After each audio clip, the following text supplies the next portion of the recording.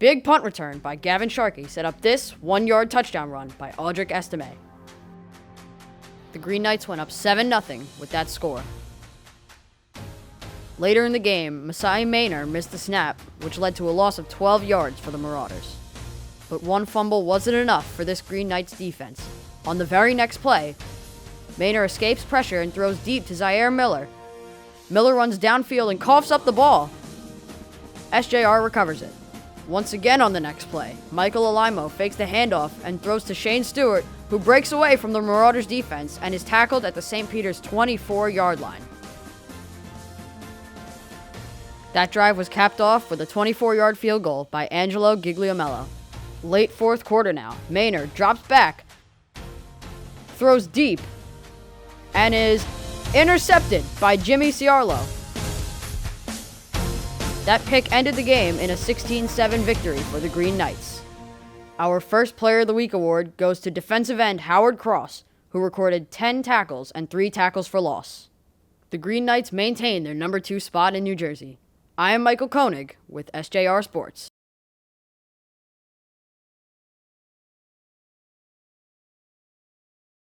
My name is John Aselta, and I'm the director of the Performing Arts program here at St. Joseph Regional High School.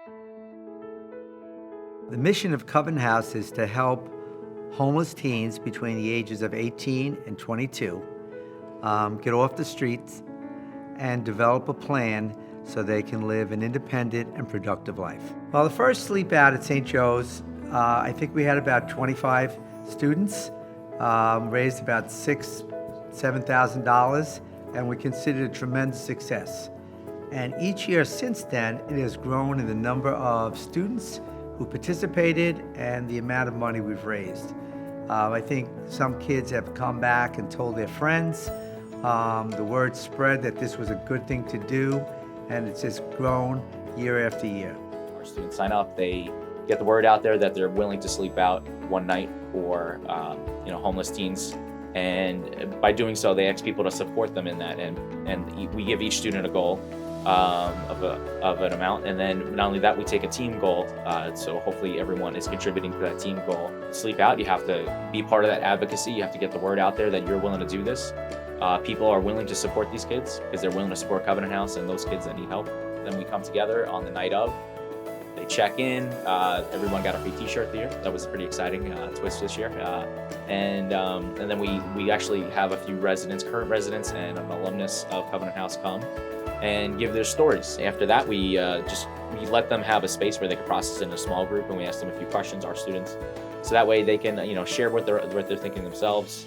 And we close it out with a little reflection prayer, take our group photo, and then we're heading outside with a box per student, and everyone grabs a sleeping bag, and we're out there in the cold all night.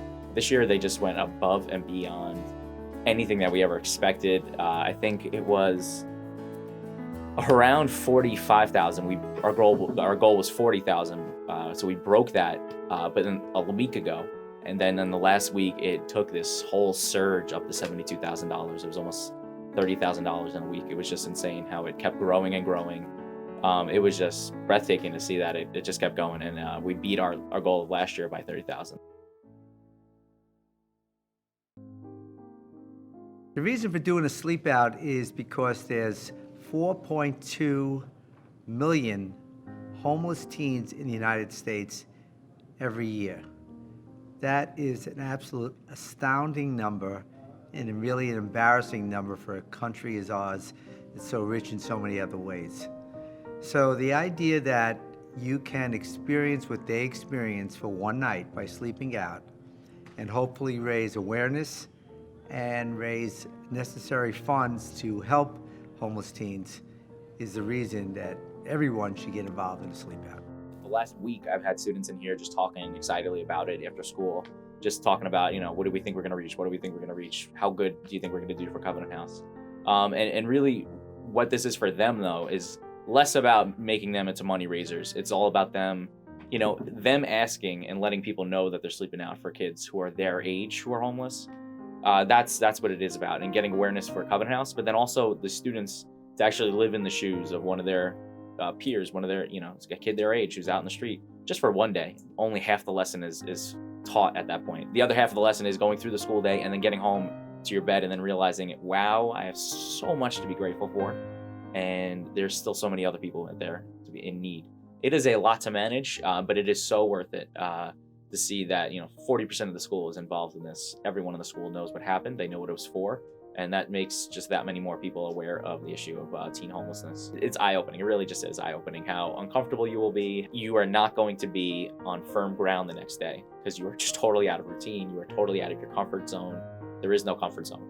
We have a nice courtyard and a closed space to do this. If we had to do this where we were competing for the prime park bench to sleep out on, I don't know how that would turn out. That might be even more chaotic and more eye-opening. But it's just enough to be sleeping out there in the cold to really wake you up to everything else that's going on.